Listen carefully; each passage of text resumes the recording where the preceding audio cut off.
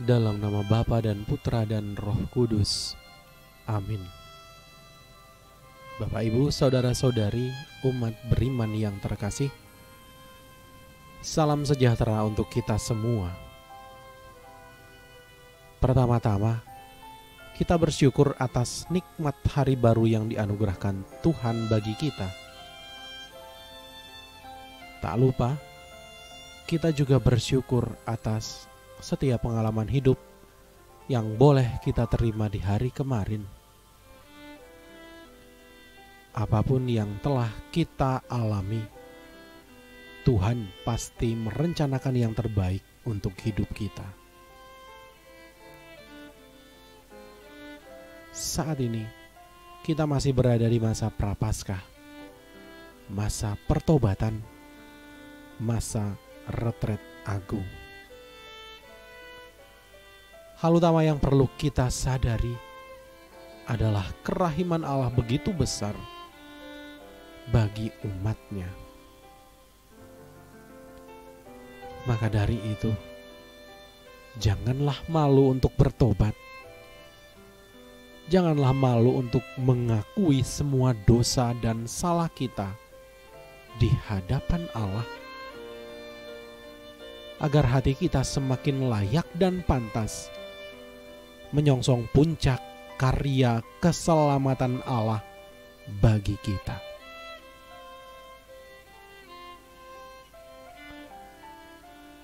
Saudara-saudari terkasih, apa sapaan Tuhan untuk kita hari ini? Bagaimana kita akan merenungkan serta mengamalkannya dalam setiap tutur kata dan perbuatan kita?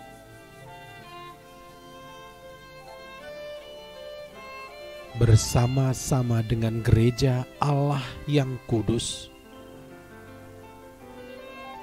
mari hening sejenak, menyiapkan hati kita untuk mendengar sapaannya yang kudus. Terpujilah Kristus Tuhan, Raja mulia dan kekal. Berbaliklah kepadaku dengan segenap hati, sabda Tuhan, sebab aku ini pengasih dan penyayang. Terpujilah Kristus Tuhan, Raja mulia dan kekal. Inilah Injil Yesus Kristus menurut Matius. Dimuliakanlah Tuhan. Sekali peristiwa, Petrus datang kepada Yesus dan berkata, "Tuhan, sampai berapa kalikah aku harus mengampuni saudaraku jika ia berbuat dosa terhadap aku? Sampai 7 kali?" Yesus berkata kepadanya, "Bukan. Aku berkata kepadamu, bukan sampai 7 kali, melainkan sampai 70 kali 7 kali. Sebab hal kerajaan sorga seumpama seorang raja yang hendak mengadakan perhitungan dengan hamba-hambanya. Ketika ia mulai mengadakan perhitungan itu, dihadapkanlah kepadanya seorang yang berhutang 10.000 talenta.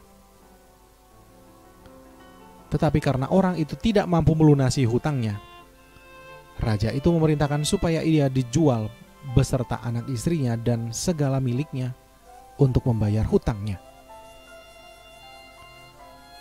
Maka sujudlah hamba itu menyembah dia, katanya, 'Sabarlah dahulu, segala hutangku akan kulunaskan.' Lalu tergeraklah hati raja itu oleh belas kasihan akan hamba itu, sehingga ia membebaskannya dan menghapuskan hutangnya.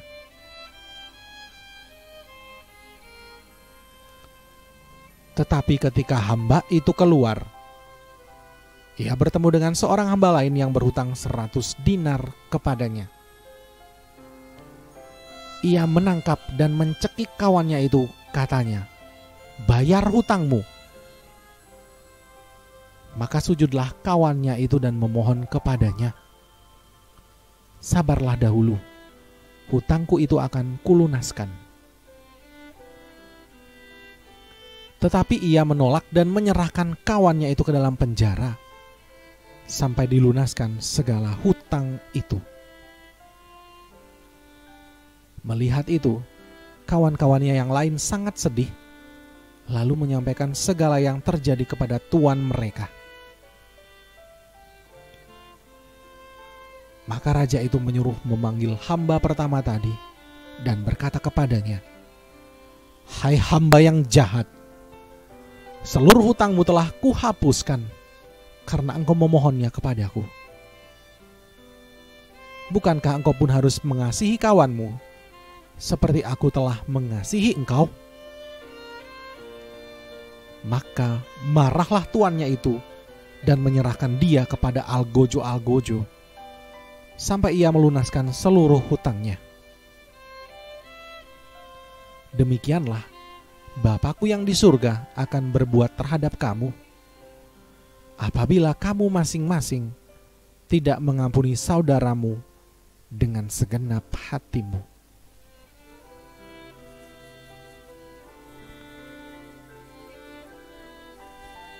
Demikianlah Injil Tuhan. Terpujilah Kristus.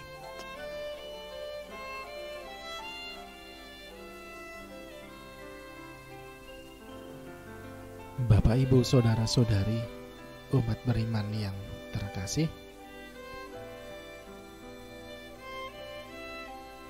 bila kita sejujur Petrus, harus kita akui bahwa kita hampir-hampir tidak memiliki kemampuan untuk mengampuni orang lain. Apalagi bila harus mengampuni tanpa batas dan dengan sepenuh hati.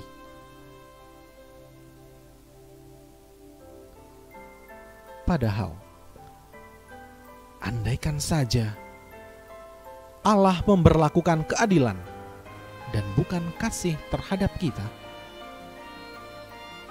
entah bagaimana nasib kekal kita.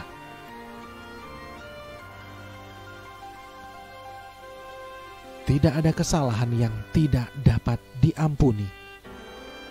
Tuhan sendiri memberikan contoh bahwa Allah telah mengampuni setiap dosa umat-Nya yang datang meminta.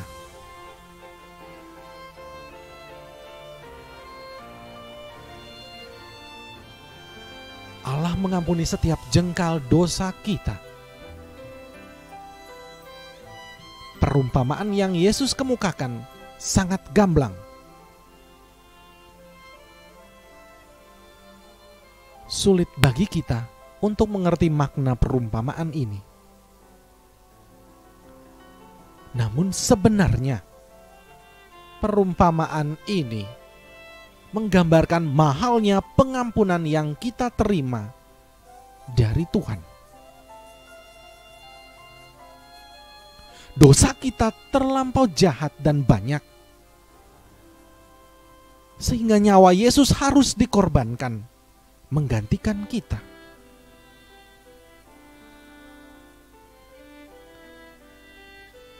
Maka dari itu, apalah arti kesalahan kecil orang lain kepada kita dibandingkan dosa kita terhadap Allah?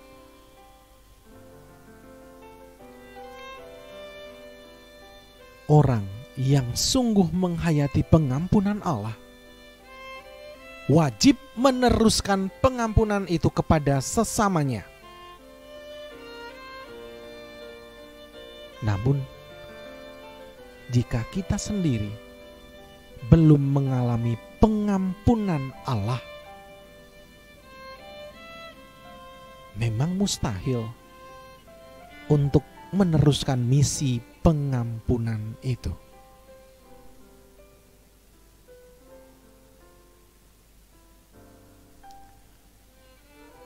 Semoga Tuhan senantiasa memberkati kita.